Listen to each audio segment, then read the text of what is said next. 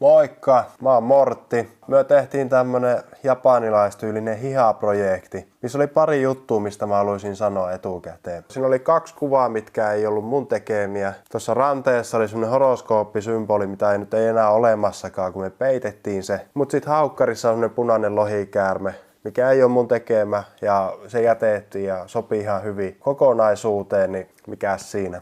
Kaiken kaikkiaan projekti oli ihan super mukava tehdä.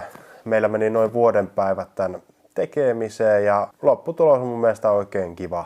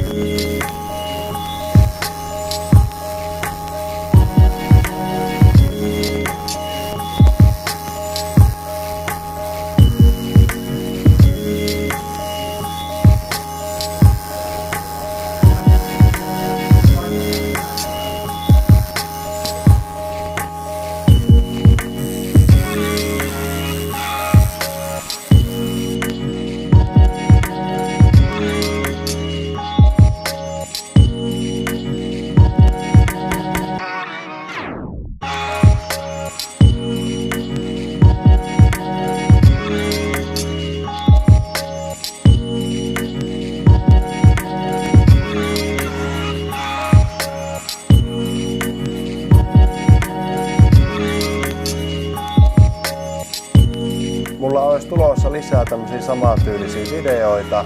Siellä olisi muutama selkä ja käsi, jalka. Tämmöisiä niinku isompia videoita, mutta näiden kuvaamiseen menee aika paljon aikaa. Ei valmistu heti, tulossa olisi lisää. Kiitos sulle, kun sä katsoit tämän video. Ja näitä tulee lisää sitä mukaan, kun projektit etenee, joten tervetuloa sitten seuraavalle. Siihen asti, moro!